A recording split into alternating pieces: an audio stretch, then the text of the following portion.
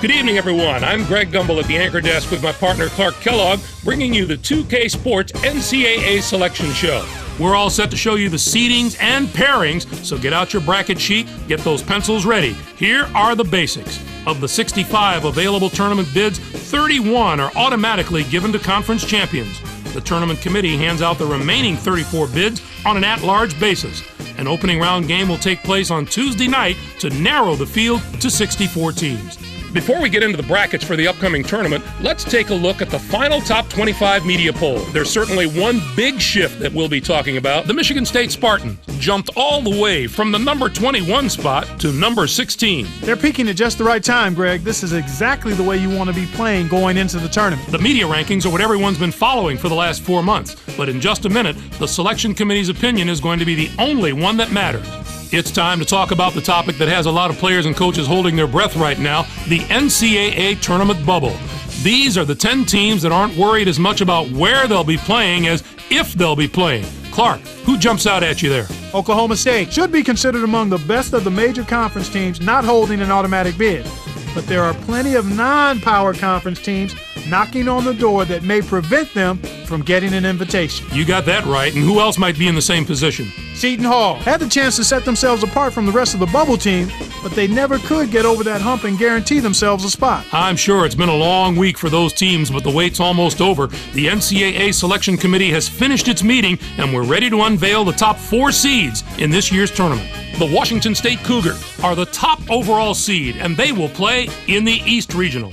On to the second number 1 seed, who will play in the South Regional. The Clemson Tigers are seeking their first ever NCAA championship. The Illinois Fighting Illini are our third number 1 seed, and they'll play in the Midwest Regional. They're back in the tournament again, and no doubt they'll be feeding off the experience of last year's appearance as they try to get to the Final Four this year. And finally, our fourth number 1 seed will play in the West Regional. The Florida State Seminoles are in the tournament field as a number 1 seed for the first time in the history of their program. Now, here's how the brackets shape up based on where the number 1 seeds have been assigned. In one national semifinal game, the winner of the East Regional will play the winner of the South Regional. In the other semifinal game, the winner of the Midwest Regional will play the winner of the West Regional. Those games will be played on Saturday, April 4th. Then it'll be on to the national championship game on Monday night, April 6th. Any surprises in there for you, Clark? I don't think I'm alone in my surprise with these picks. Whenever you reach this far down the poll for the top seeds, you're guaranteed to have some second guesses coming your way. So, with the number 1 seeds out of the way, it's finally time to tackle the rest of the brackets. First up, we take a look at the East Regional. The Washington State Cougars are the top seed, finishing at 28-5. They won both the regular season and conference tournament titles in the Pac-10. They will take on the winner of the opening round play-in game between Long Island, with 15 wins, and Maryland-Baltimore County from the America East Conference. And now, the number 8 seed, the Richmond Spiders, come into the tournament on the strength of a third-place finish in their conference regular season and were semifinalists in their conference tournament. They're going to play the number 9 seed, the Florida Gators, who were 7th in their conference, finishing at 19-12. Michigan State comes in as the number 5 seed, finishing at 22-10. And they will take on the 12th seed from the Southland Conference, the Texas A&M Corpus Christi Islanders, with 23 wins. UCLA enters the field as the number 4 seed from the Pac-10. It's yet another appearance in the brackets for a school that's no stranger to the NCAA tournament. They'll be getting ready to face the number 13 seed, the Bradley Braves, finished the season with 21 wins. The UCLA Bruins are one of those teams that's hard to put a finger on. They've got a terrific squad, but they depend on a lot of young players, and that lack of experience can be a big factor. Sometimes young guys play a lot looser than the veterans, but it's always a tough call. They really could go either way on you. The LSU Tigers are in as the number 6 seed. They'll be taking on the number 11 seed, the West Virginia Mountaineers, with 20 wins. Nebraska comes in as the number 3 seed, finishing at 27-7. Coastal Carolina comes in to face them at number 14 with 20 wins in the tournament and regular season championships of the Big South. Our number 7 seed is from the Metro Atlantic Conference. The Marist Red Foxes were rewarded for their outstanding play this season with an at-large bid and a ticket to the big dance. They are going to play the number 10 seed, the Boise State Broncos, who were semifinalists in their conference tournament, finishing at 22-6. Next up is the number 2 seed. The Syracuse Orange are the conference tournament champions from the Big East. They'll be going up against the number 15 seed, the East Tennessee State Buccaneers, with 18 wins. This is their 9th appearance all-time in the NCAA tournament. Some of the lower seeds in this bracket have the ability to not only compete with the high seeds, but win a few games. The potential for a Cinderella or two in this bracket is definitely there. Next up, we'll take a look at the South Regional. The Clemson Tigers are the top seed, finishing at 28-4. They won both the regular season and conference tournament titles in the ACC. They'll take on the Howard Bison, the number 16 ranked team. This is their 3rd appearance ever in the NCAA tournament. Minnesota comes in as the number 8 seed, finishing at 21-11. Louisville comes in to face them at number 9 with 22 wins, and the hopes of becoming America's darling with an underdog run through the regional.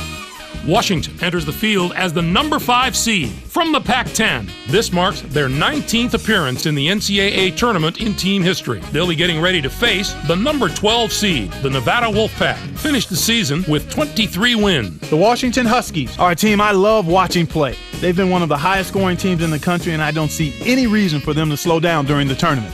If they can dictate the tempo of a game and force the other team to run with them, they are very hard to deal with. I wouldn't put it past these guys to make a run this year. Maryland comes in as the number 4 seed, finishing at 25-8. And they'll take on the 13th seed from the MAC, the Western Michigan Broncos, with 22 wins. And now the number 6 seed, the Indiana Hoosiers, come into the tournament on the strength of a 3rd-place finish in their conference regular season and were semifinalists in their conference tournament. They are going to play the number 11 seed, the Rice Owls, who came in first in their conference tournament, finishing at 23-10. The Texas Tech Red Raiders are in as the number 3 seed. They'll be taking on the number 14 seed, the Murray State Racers, with 21 wins. Next up is the number 7 seed. The Vanderbilt Commodores have established themselves as one of the best teams from the SEC. They'll be going up against the number 10 seed, the Charlotte 49ers, with 24 wins. This marks their 13th appearance in the NCAA tournament in school history. Our number 2 seed is from the Big 12. The Texas Longhorns had a tremendous year that included a regular season championship. They're going to play the number 15 seed, the Oral Roberts Golden Eagles, who came in first in their conference tournament, finishing at 17-13. Looking into the future a little bit, this bracket looks poised for a titanic matchup in the regional final. If the top 2 seeds can take care of business in the first 3 rounds, we have the possibility of a classic Elite 8 meeting. On to our 3rd bracket of the day. Let's take a look at the Midwest Regional. The Illinois Fighting Illini are the top seed, finishing at 26-5. They were winners of the regular season championship in the Big Ten. They'll take on the Cougars of the College of Charleston, the number 16 ranked team. This is their 6th appearance in the NCAA tournament in the history of their school.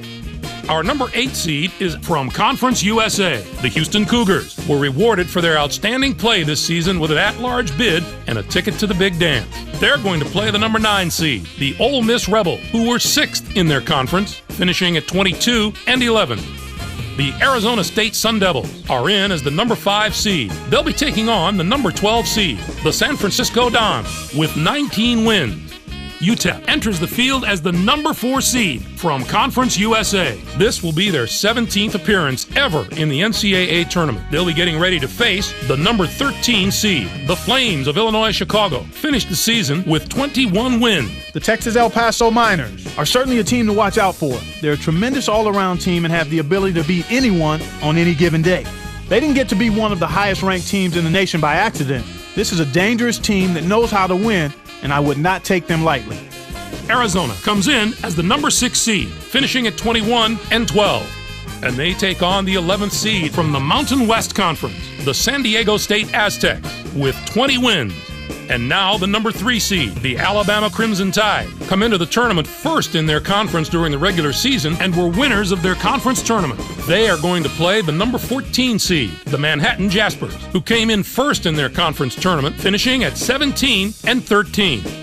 Next up is the number 7 seed. The Red Storm of St. John's have established themselves as one of the best teams from the Big East. They'll be going up against the number 10 seed, the North Carolina Tar Heels, with 19 wins. They return once more to the very familiar surroundings of the NCAA tournament. Georgetown comes in as the number 2 seed, finishing at 26-5. Harvard comes in to face them at number 15 with 15 wins and the regular season championship of the Ivy League.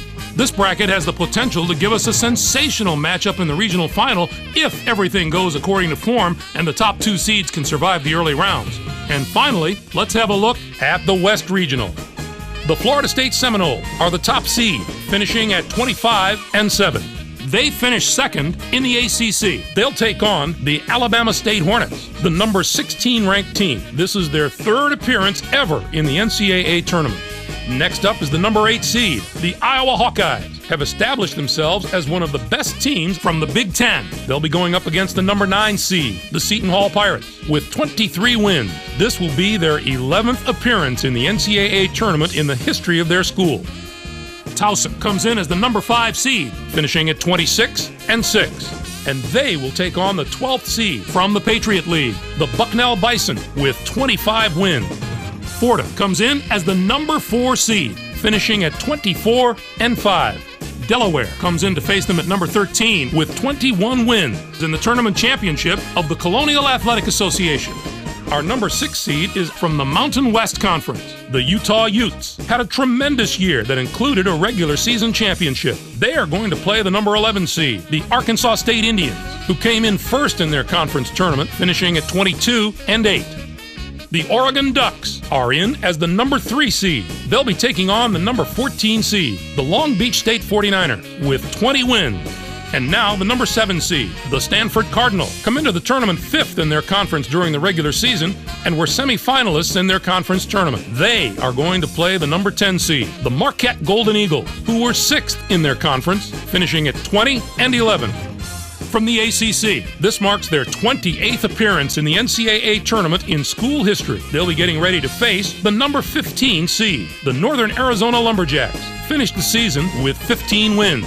It's the first question every Selection Sunday: which is the toughest bracket? Well, this bracket looks to me like it wins that prize this year. Not only are the top seeds strong, the lower seeds can be dangerous as well. Clark, how do you view this year's top 16?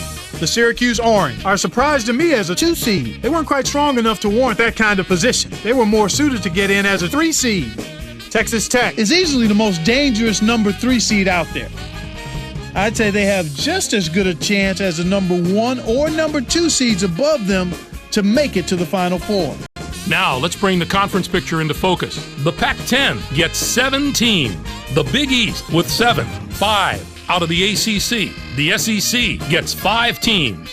What a down year for the non-power conferences. We're used to seeing at least one of those conferences compete on the level of the power conferences, but not this year. It's too bad we didn't see more small conference schools in the tournament. None of those conferences got more than 1 team in the tourney, and I don't expect any David and Goliath stories out of the teams that did get in. I'm surprised there were so few bids for the teams in the Mountain West Conference. It was an especially disappointing year for that conference. Usually you can count on a few of the nation's elite teams coming out of there, but this was a season where very few of those teams could maintain any type of positive momentum. We showed you the bubble teams before. Now that we know who's in and who's out, what do you think of the selections, Clark? Boise State must feel a whole lot better now than they did before the show started. Their ticket is punched, and they're on their way to the dance. But frankly, I'm not sure for just how long they'll be dancing. While those teams are celebrating getting into the tournament, let's take a look at the other teams who were on the short end of the stick. Virginia Tech stumbled to the finish line coming down the stretch. And that's not the way to close out the season if you're hoping for an at-large bid. When they couldn't get it done in their conference tournament, their goose was cooked. Thanks, Clark. I'm sure that this year will provide us with all the thrills and excitement that we've come to expect from the tournament. Greg, let's throw the ball up right now. I can't wait to get started. I hope this is an NCAA tournament that gives a lot of those special moments that stay with us for years to come. For my partner Clark Kellogg and for all of us here in the 2K Sports Studios, I'm Greg Gumbel. Thanks for joining us on the NCAA Selection Show, brought to you by State Farm, the #1 auto insurer. Enjoy all the excitement of the NCAA tournament.